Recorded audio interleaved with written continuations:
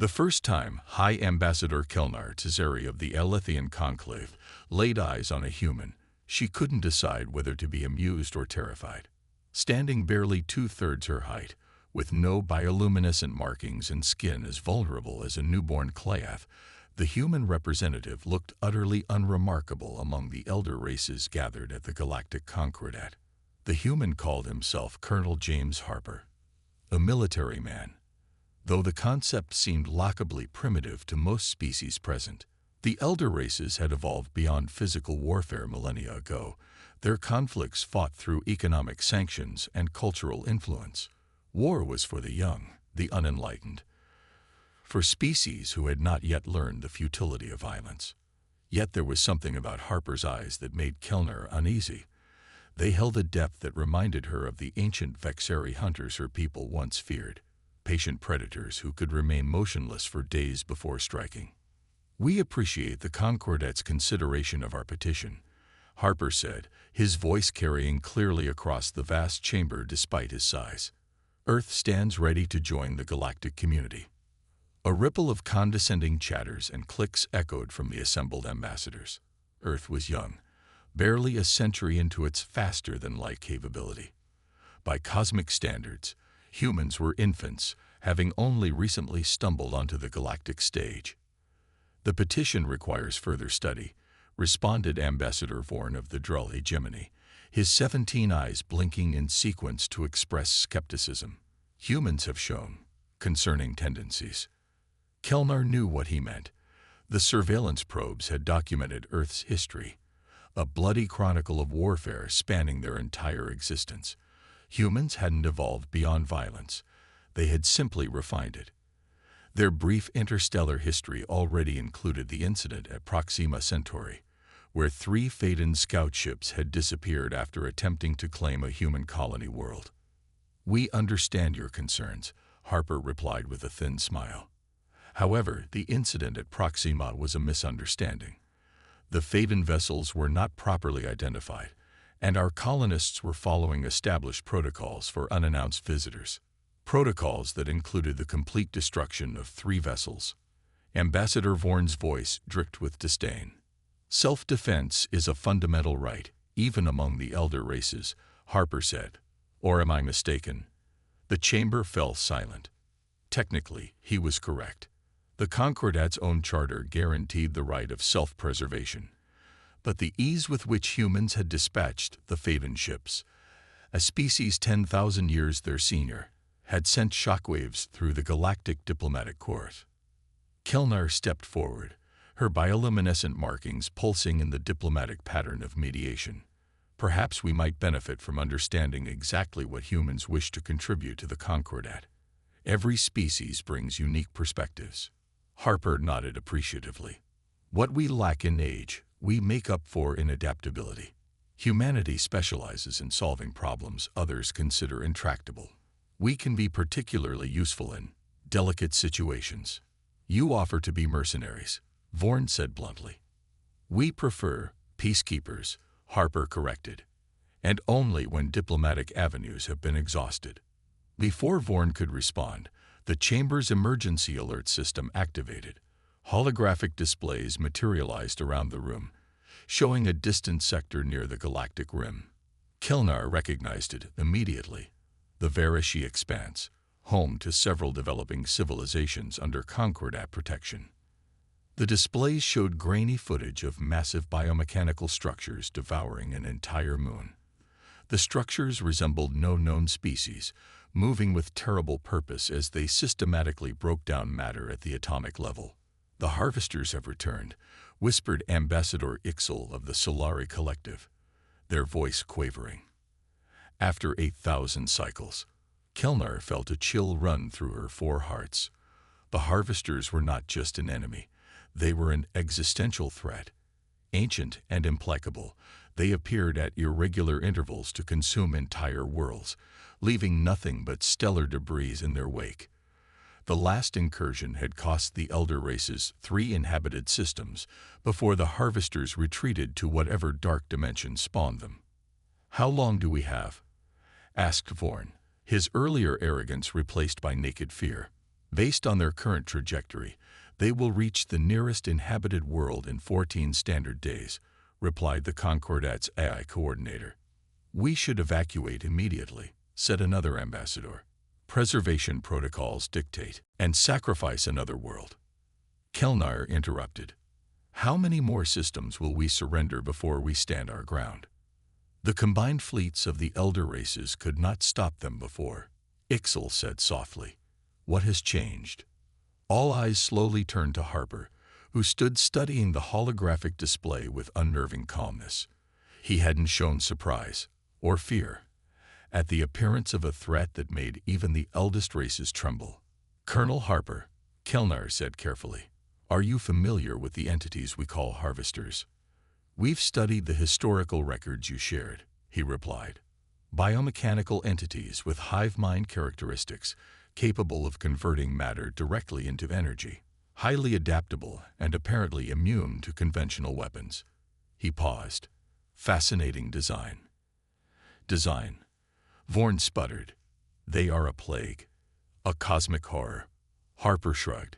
Every machine has a purpose and a weakness, even one as complex as these. You speak as if you could defeat them, Ixal said incredulously.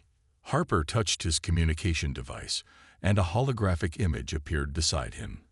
A massive humanoid machine, bristling with weaponry Kelnar couldn't begin to comprehend. Its design was both beautiful and terrible, clearly built for a single purpose: destruction. This is a Titan-class peacekeeping platform, Harper said. Earth has a full battalion ready for deployment within 48 hours. If the Concordat is interested in our services, now would be the time to discuss terms. The chamber erupted in chaotic debate. Kelnar watched Harper's face as the elder races argued among themselves. He didn't join the discussion or press his advantage. He simply waited, displaying that unnerving patience she had noticed earlier. She moved closer to him, speaking quietly. You knew, didn't you? Somehow, you knew they were coming. Harper's eyes met hers, and for a moment, Kelnar glimpsed something ancient behind them, not the youth of his species, but something weathered and battle-worn that transcended time. Ambassador, he said softly, humanity doesn't want to join the Concordat to gain protection. We're here to offer it. The Concordat chamber remained in session for 3 more hours, the elder races locked in heated debate while Colonel Harper stood silent, occasionally glancing at his wrist display. Kelnar found herself watching him more than participating in the arguments that swirled around her. Something about his calm demeanor in the face of catastrophe unsettled her. It wasn't arrogance. She'd seen enough of that from the Drell hegemony to recognize it. This was different. It was certainty. When the emergency session finally adjourned, the Concordat had reached a tentative agreement. They would accept Earth's offer of assistance, but under strict supervision. A delegation would accompany the human forces to monitor their activities and ensure compliance with Concordat protocols. No one was surprised when Kelnar was nominated to lead this delegation. Ambassador Tizari, Harper called out as she prepared to leave the chamber. A moment of your time. She paused, her 4 hearts beating in an irregular pattern she recognized as anxiety. Of course, Colonel. They walked together down one of the Concordat's crystalline corridors, their footsteps echoing against the ancient walls carved from asteroids billions of years ago. I suspect you have questions, Harper said after a moment of silence. Many, she admitted, starting with how humans became aware of the harvesters before our own detection systems. We've been watching them for 30 years, Harper replied matter-of-factly. Since our first probes reached the galactic rim. Impossible. Our sensor networks are the most advanced in known space. Harper smiled, but there was no warmth in it. With respect, Ambassador, your networks are designed to detect what you know to look for. We had no preconceptions. And what did you see that we missed? Patterns, gravitational anomalies, dark matter displacement. He shrugged. Small things, but consistent. We recognize them because similar signatures appear in some of our own experimental technology. Kelnar stopped walking, her bioluminescent patterns flaring with surprise. Are you claiming humans understand the Harvester's technology? Not entirely, Harper said carefully, but enough to know it's not magical or incomprehensible, just advanced, very advanced. He touched his wrist display again, and a holographic representation of the Harvester structures appeared between them. The detail was remarkable, far beyond what had been shown in the council chamber. We've been preparing since we confirmed they weren't natural phenomena, he continued. The Titans are just one part of our response. Why not share this information when Earth first contacted the Concordat? Would you have believed us? Harper raised an eyebrow. Or would you have assumed it was a primitive species trying to appear more significant than it was? Kelnar couldn't answer. She knew the truth. The elder races would have dismissed such claims outright. They had done exactly that with other young species who sought to inflate their importance. I need to see these Titans, she said instead, before I can recommend full Concordat cooperation. Already arranged, Harper replied. A transport is waiting. We'll rendezvous with the Earth fleet at the edge of the Varishi Expanse in 10 hours. The journey aboard the human vessel was another revelation. Unlike the organic, flowing architecture favored by the elder races, the human ship was angular and utilitarian, yet possessed an elegance of its own. Every component served a purpose. Nothing existed merely for aesthetic appeal.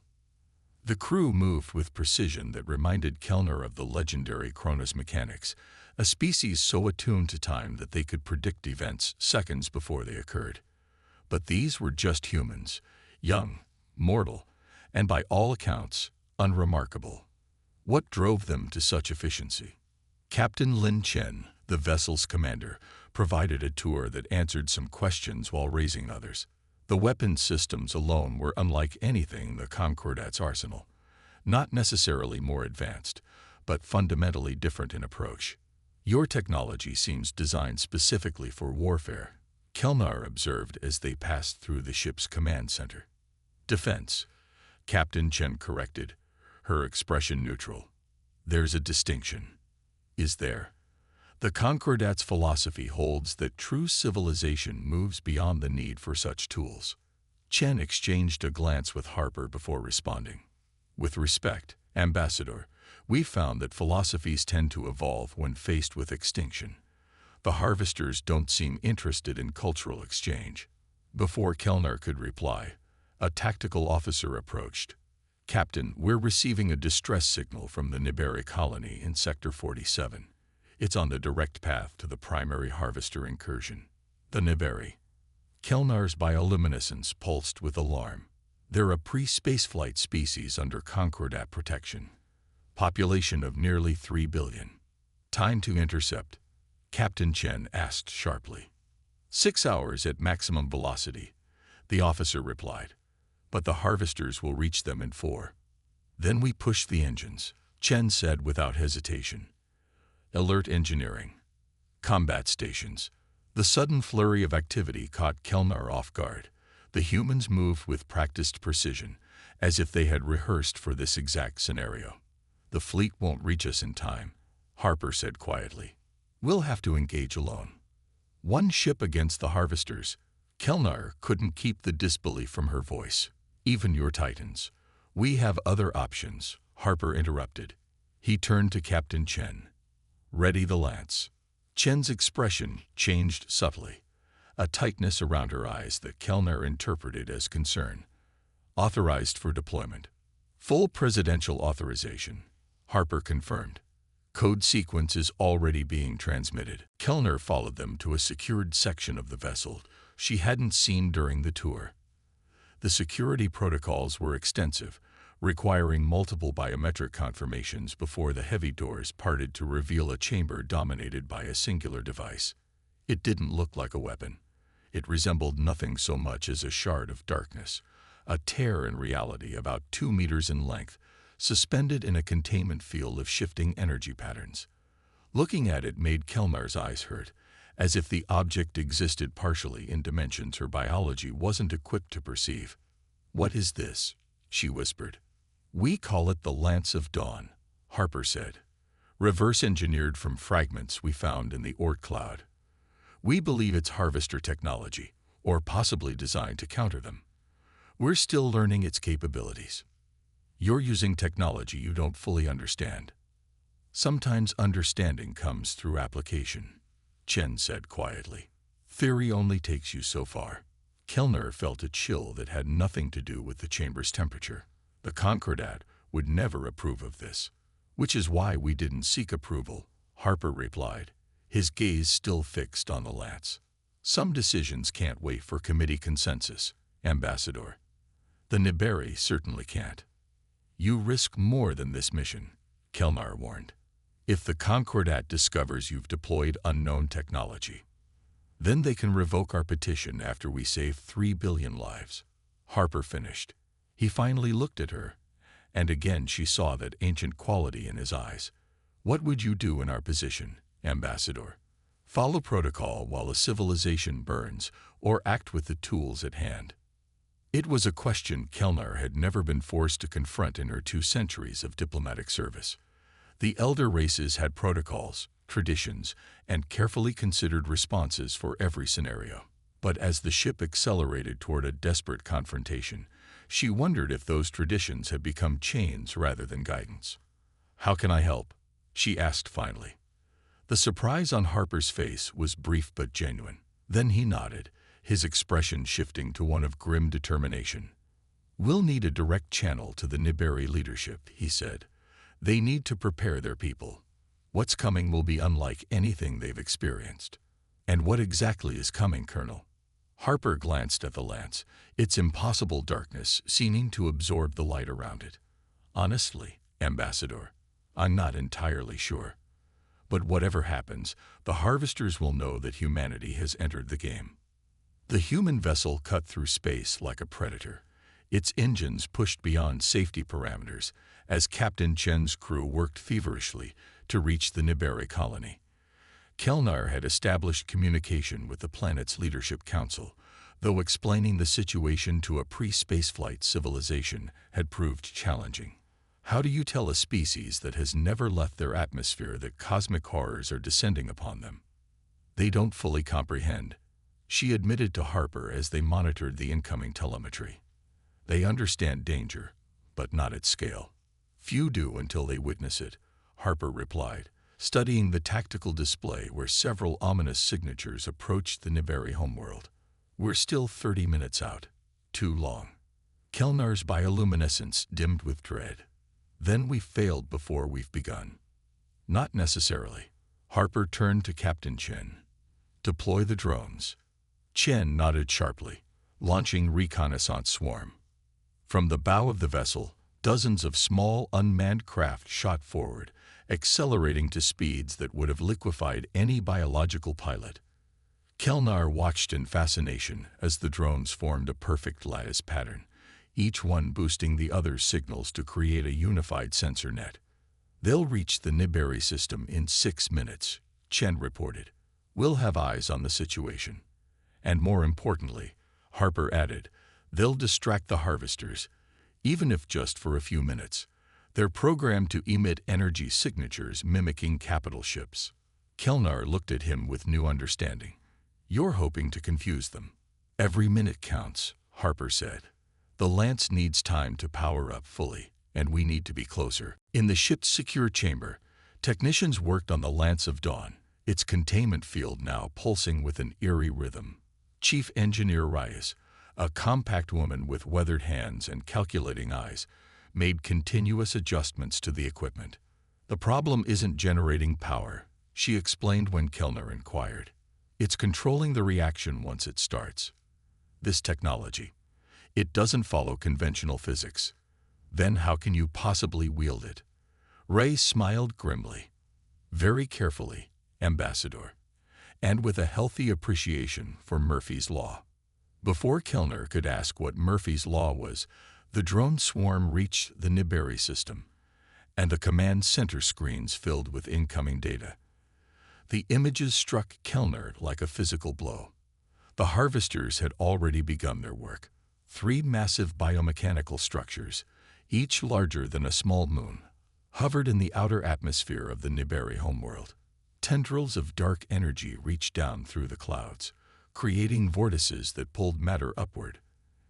Entire sections of forest and ocean were being systematically disintegrated, converted to raw energy that fed the monstrous entities. They're focusing on uninhabited areas, Harper noted. Methodical, starting with the easiest biomass before moving to population centers. Small mercy, Chen muttered. The drones split into attack formations, their energy signatures flaring to mimic larger vessels. The deception worked, at least partially. One of the harvester structures detached from the planet's atmosphere, turning its attention to this new potential threat. It's working, Kelnar said, hope flickering briefly. For now, Harper cautioned, but they'll realize the deception soon enough. He turned to Chen. Time to arrival. 22 minutes. We're pushing the engines past redline. Harper nodded grimly. Prepare for emergency deceleration once we enter the system, and ready the lance. We'll only get one shot at this. The next 20 minutes were the longest of Kelnar's diplomatic career. She watched as the drone swarm engaged in complex, evasive patterns, drawing the attention of the harvesters while providing detailed tactical data. The human crew used this information to refine their approach, plotting an insertion vector that would bring them closest to the largest harvester structure. Their learning, Chen observed as several drones were caught in beams of energy that seemed to bend reality around them, causing the unmanned craft to simply cease existing. Adapting to our deception faster than anticipated. That's what they do, Harper said. They're like a virus. They analyze, adapt, and overcome. A virus can be cured, Kelnar said quietly. Harper glanced at her, a hint of respect in his expression. Exactly. As they approached the outer boundary of the Niberi system, Chief Engineer Reyes reported from the secure chamber. The lance is at 80% capacity. We're seeing quantum fluctuations I don't fully understand, but the containment field is holding. Will 80% be enough? Chen asked. It'll have to be, Harper replied. We can't wait any longer. The ship dropped out of FTL with a shuddering roar, inertial compensators straining against the laws of physics. Through the viewports, Kelnar could see the beautiful blue-green world of Niberi, its continents partially obscured by swirling clouds and by the dark shadows of the harvester structures feeding on it. The ship's sudden appearance didn't go unnoticed. The harvester that had been pursuing the drone swarm immediately changed course, moving with impossible speed for something of its size. Its surface rippled with patterns of energy that made Kelnar's vision blur when she tried to focus on them. Evasive maneuvers, Chen ordered. Weapons free. The human vessel banked sharply, its conventional weapons systems activating. Beams of concentrated energy struck the approaching harvester, seemingly absorbed without effect. In response, the structure began to transform, sections of its biomechanical surface extending toward the ship like reaching fingers. No effect, the tactical officer reported. And it's adapting to our energy signature. As expected, Harper said calmly. Defensive countermeasures only. All power to engines and shields. The ship lurched as a tendril of dark energy brushed against their shields, alarms blaring throughout the vessel. Kelnar felt a wave of nausea as space itself seemed to distort around them. Shields at 60%. An officer called out. That was just a glancing hit. Time to optimal firing position. Harper asked, his voice steady despite the chaos. 3 minutes, Chen replied. If we survive that long. The ship danced through space in a desperate ballet, evading the increasingly accurate strikes from the harvester. Each near miss drained more power from their shields, and Kelnar could see the strain on the crew's faces as they fought to keep the vessel intact. In the Niberi colony's main settlement, panic had given way to a strange calm as the population watched the sky darken with unnatural storms. Through the communication link still open to the planet's surface, Kelnar could hear the eerily beautiful songs the Niberi were singing, not prayers, but a chronicle of their people's history, a final testament to their existence. They think they're going to die, she said softly. Not if I can help it, Harper responded, his jaw set with determination. He activated the ship-wide communication system. This is Colonel Harper to all hands. Prepare for combat maneuver Sierra 9. Engineering. Route all available power to the lance chamber. Chen looked at him sharply. Sierra 9. That's a suicide run. It's the only way to get close enough, Harper replied. The lance needs proximity to ensure maximum effect. And the crew? Emergency pods are ready, Harper said. But first, we need to put this ship exactly where it needs to be. The Harvester had anticipated their previous evasion patterns and now blocked their approach to the largest structure still feeding on the planet. A direct confrontation was unavoidable. What is Sierra 9? Kelnar asked, her voice barely audible above the ship's training engines. A direct approach at maximum speed, Chen explained grimly. We punch through their outer defenses before they can adapt, get the lance in position, then evacuate while the auto-destruct covers our retreat. You're sacrificing your ship. Kelnar couldn't hide her shock. In Elder race culture, vessels were semi-sentient, often centuries old. The concept of intentionally destroying one was almost taboo. It's just metal, Harper said. The Niberi are flesh and blood. The tactical display showed the remaining drones forming a wedge formation, creating a momentary gap in the Harvester's defenses, a gap that would close in seconds. All hands, brace for acceleration. Chen ordered. Engineering, give us everything the engines have left. The ship surged forward, straight toward the Harvester. Kelnar gripped her station as the inertial forces pressed against her, despite the compensator's best efforts. Warnings flashed across every screen as the vessel exceeded design parameters, hull plates creaking under the strain. Lance chamber reports ready for deployment. Came Reyes's voice, tight with tension. But we need to be closer. 30 seconds to optimal range, the navigation officer called out. The Harvester reacted to their approach, its entire structure shifting to create a maw-like opening that began to glow with eldritch energy.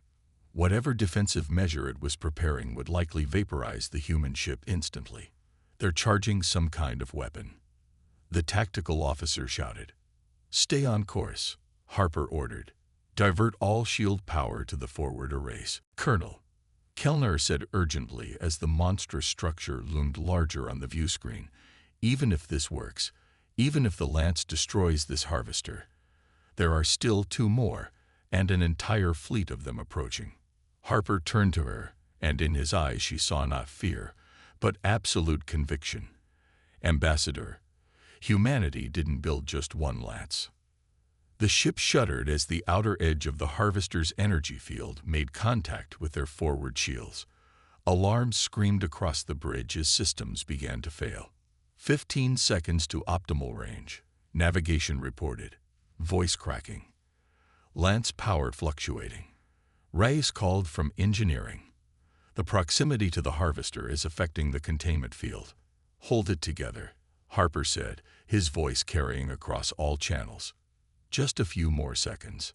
Through the viewports, Kelnar could see the Harvester structure more clearly now, an impossible geometry of biological and mechanical components that seemed to exist partially in dimensions beyond normal space. At its center, where they were headed, pulsed a core of such profound darkness that it seemed to draw in not just light, but hope itself.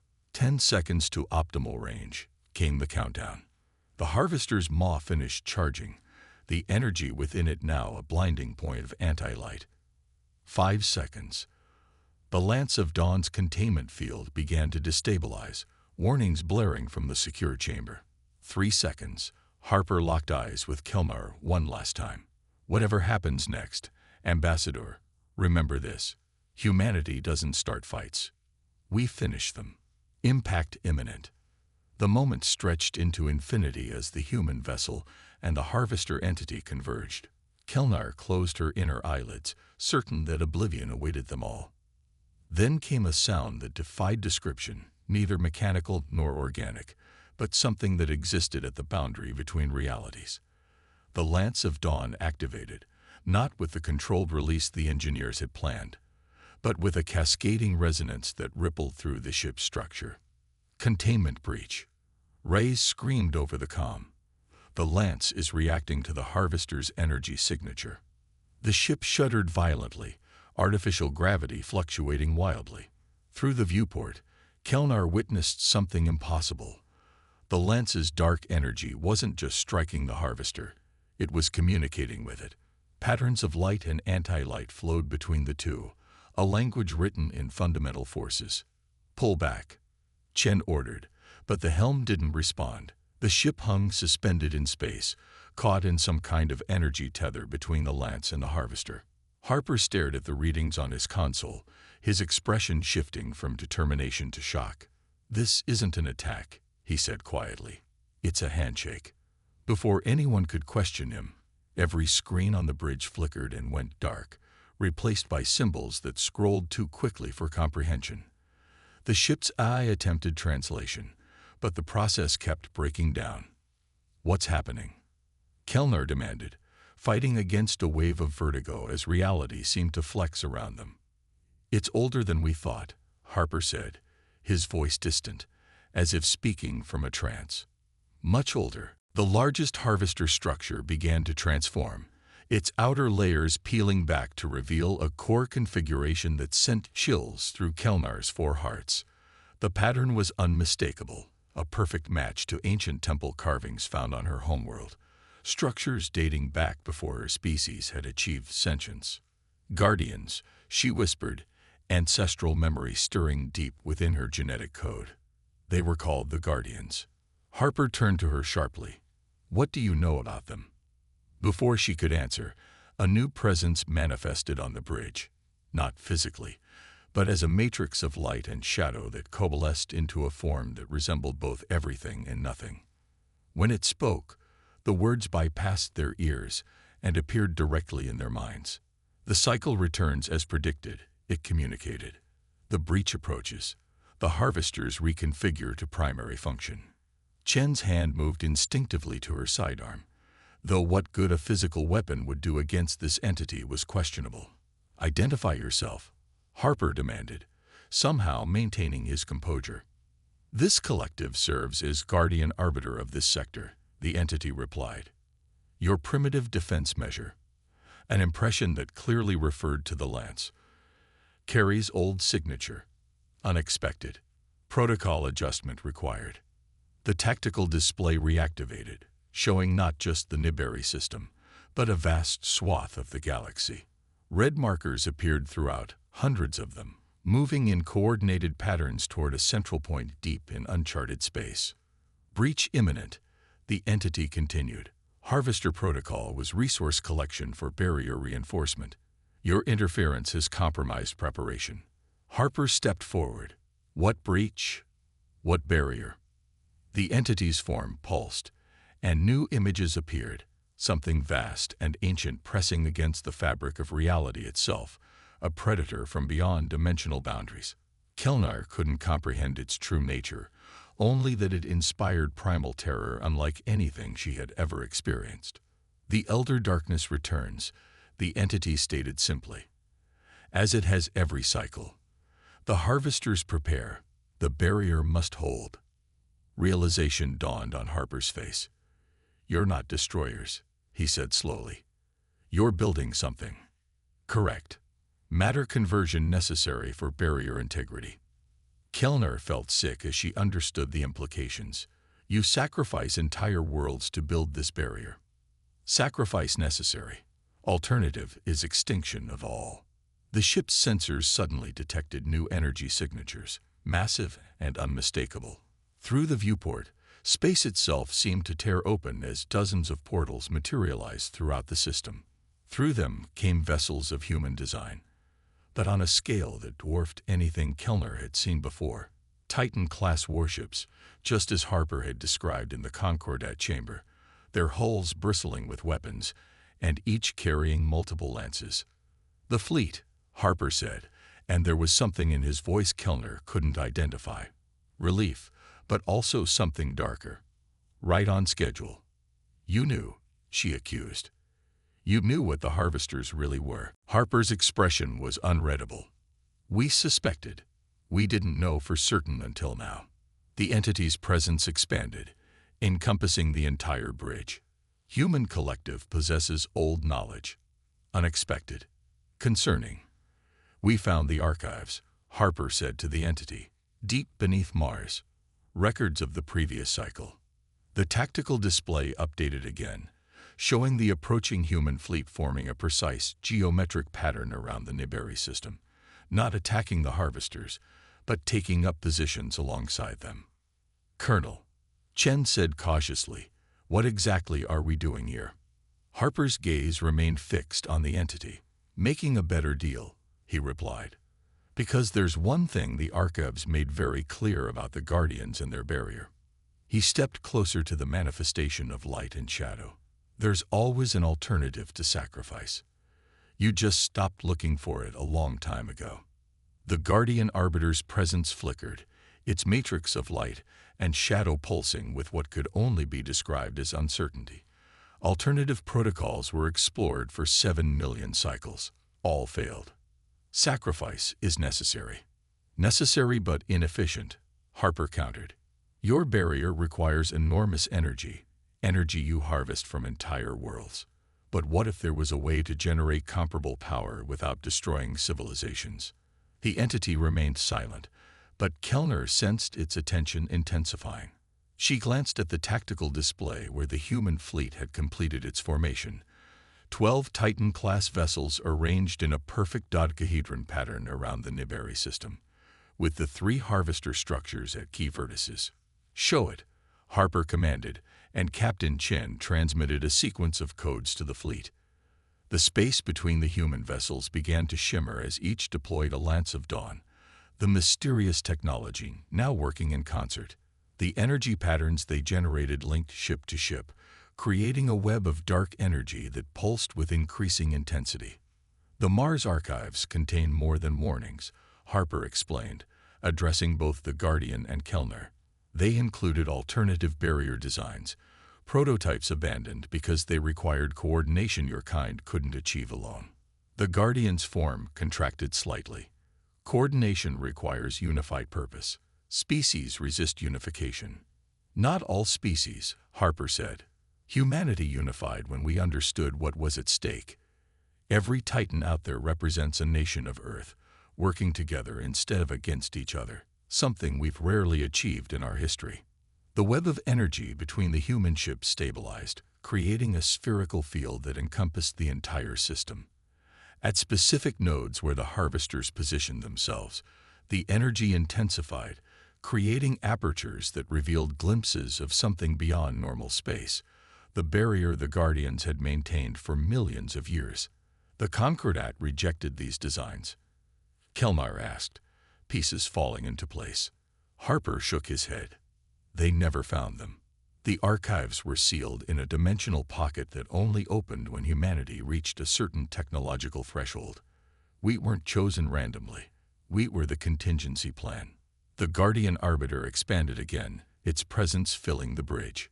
Human alternative unproven. Risk unacceptable with breach imminent. Then let us prove it, Harper challenged. Right here. The breach is approaching this sector first, isn't it? That's why you targeted the Niberi system, its position relative to the weakening barrier. The entity didn't respond, which Harper clearly took as confirmation. Captain Chen, signal the fleet. Full power to the network. Chen hesitated only briefly before relaying the order. The web of energy surrounding the system pulsed brighter, and the Lance within their own ship began to resonate in harmony with it. The Guardian's form seemed drawn to this resonance, stretching toward it like a moth to flame. The Lances aren't weapons, Harper explained to Kellner. They're keys, fragments of the original technology that created the barriers. We spent 30 years learning how to use them, not to destroy the harvesters, but to replace them. The tactical display suddenly flared with warnings as something massive distorted space at the edge of the system. A wound in reality that leaked darkness more absolute than the void between stars. The Elder Darkness, pushing against the weakened barrier. Breach in progress, the Guardian announced, its tone now urgent, barrier integrity failing. Now, Harper ordered, and Chen transmitted the final activation codes. The network of lances flared simultaneously, their energy converging on the approaching breach. Instead of the destructive force Kellner had expected, the energy flowed into precise patterns, creating a new geometric lattice that overlaid the old barrier. Where the two structures met, they merged, the ancient technology accepting the new configuration. For a moment, nothing seemed to happen. Then the breach began to contract, darkness receding as the reinforced barrier pushed it back. The Guardian Arbiter's form pulsed rapidly, communicating in that strange language with the other harvesters. After what felt like an eternity, it addressed Harper again. Prototype functioning. Efficiency exceeds original barrier by significant factor. Harper exhaled slowly. And the Niberi. Harvest unnecessary if alternative maintains stability. Relief washed through Kellner as she understood what humanity had accomplished, not just saving one civilization, but potentially ending the cycle of sacrifice that had claimed countless worlds throughout the galaxy's history. "You will assist in barrier maintenance," the Guardian stated. It wasn't a request. "We'll do better than that," Harper replied. "We'll improve it." The Mars archives had only prototypes. "We've spent 30 years refining the designs." The entity's form contracted to a single point of light before expanding again, reconfigured into a shape that more closely resembled a humanoid figure, a gesture that Kellner interpreted as respect. "The Concordat will not accept this arrangement," Kellner said quietly to Harper. "Cooperation with the Harvesters, the Guardians, goes against everything they believe about how the galaxy should be ordered." "Then they'll need to evolve," Harper replied, "because the alternative is continuing a cycle of sacrifice that's no longer necessary."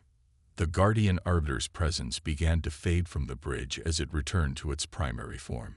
Before it vanished completely, it communicated one final message. "Old archives incomplete. Elder darkness not only threat approaching. Third faction detected moving through dimensional barriers. Nature unknown. Intent hostile. Estimate arrival 7 human years." Harper's expression hardened. "We'll be ready." As the Guardian vanished and the ship's systems returned to normal, Harper turned to Kellner. "Ambassador, I believe we need to renegotiate Earth's petition to the Concordat." "As what?" she asked, still processing everything she had witnessed. Harper looked out at the fleet of Titans, now working in harmony with the ancient Guardians to reinforce the dimensional barrier. "Not as supplicants seeking admission," he said, "but as equals offering salvation." Kellner felt her perception of the galaxy, and humanity's place in it, fundamentally shift. The elder races had guided the Concordat for millennia, secure in their wisdom and technological superiority. Yet in a single day, these supposedly primitive humans had rewritten the rules that governed existence itself. As if reading her thoughts, Harper added softly, "Sometimes the youngest voices have the most to teach." Beyond the viewports, the barrier solidified, its energy patterns stabilizing as the wound in reality closed completely. The immediate crisis was over, but Kellner knew this was merely the beginning. A new era was dawning for the galaxy, one where humanity would stand not as junior members of the cosmic community, but as its unexpected saviors. And somewhere, beyond dimensions and barriers, something else was coming. Something even the Guardians feared. 3 days later, Kellner stood before the emergency session of the Concordat. The vast chamber filled beyond capacity. Representatives from every member species had arrived via emergency transport, drawn by rumors of the events in the Niberi system. Even the reclusive Vexari elders, who hadn't attended a session in over a century, occupied their ancient seats. Ambassador Tizari, born of the Drell hegemony, spoke first, his tone accusatory. "You were sent to monitor the humans, not to aid them in forming an alliance with the Harvesters, entities that have plagued this galaxy for millions of years." Kellner's bioluminescence pulsed with calm confidence as she replied, "I was sent to witness, and I have witnessed a paradigm shift. The Harvesters, or Guardians, to use their proper designation, were never our enemy. They were sentinels protecting all life from a greater threat. At the cost of countless civilizations, another ambassador shouted. A cost that no longer needs to be paid, Kelnar countered. She activated the chamber's holographic display, showing the network of human vessels and Guardian structures working in concert to maintain the dimensional barrier. Humanity found a better way. The display shifted to show the Niberi homeworld, intact and safe. Along its equator, construction had already begun on a permanent barrier node, a joint project between human engineers and Guardian entities. The Mars Archives. Ambassador Ixel of the Solari Collective said quietly, "We always suspected something was hidden there. Our probes detected unusual energy signatures, but we could never penetrate the shielding." "Because you weren't meant to," Colonel Harper said, stepping forward. He had been granted temporary speaking privileges, unprecedented for a non-member species. The archives were keyed to respond only to a species with specific characteristics. Human characteristics, Vorn said with undisguised skepticism. "Not our biology," Harper clarified. "Our psychology, our history." The archives needed a species that understood both creation and destruction intimately. One that had brought itself to the brink of annihilation multiple times, but always pulled back. One that understood the value of peace precisely because it had known so much war. A murmur ran through the chamber as the representatives considered his words. "The Guardian Arbiters have confirmed that the new barrier design is holding," Kelnar continued. "And more importantly, they've agreed to a gradual reconfiguration of all barrier nodes throughout the galaxy. No more worlds need be sacrificed." "And in exchange," Vorn demanded, "what do these humans want for this?" "Service." Harper smiled thinly. "A seat at the table, Ambassador.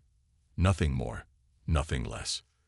You expect admission to the Concordat after circumventing our authority, after deploying unregistered technology throughout our space. We expect recognition of reality," Harper replied calmly. "The barrier must be maintained, the threat contained. If the Concordat wishes to participate in that effort, we welcome the collaboration. If not..." He let the statement hang unfinished, but the implication was clear. Humanity would proceed with or without approval. The debate raged for hours, but the outcome was never truly in doubt. The evidence was too compelling, the alternative too grim. By unanimous vote, the first in over 10,000 years, the Concordat formally recognized the Guardian Compact and humanity's role within it. As the session adjourned, Kelnar found Harper on one of the observation decks, looking out at the stars. "Congratulations, Ambassador Harper," she said, emphasizing his new title. He nodded, but his expression remained somber. "This is just the beginning. 7 years isn't much time to prepare for whatever's coming next. But now you have allies," Kelnar pointed out. "The combined knowledge of the Concordat, the technological prowess of the Guardians, and humanity's unique perspective." "Our capacity for violence, you mean," Harper said with a small smile. "Your capacity for finding third options," she corrected.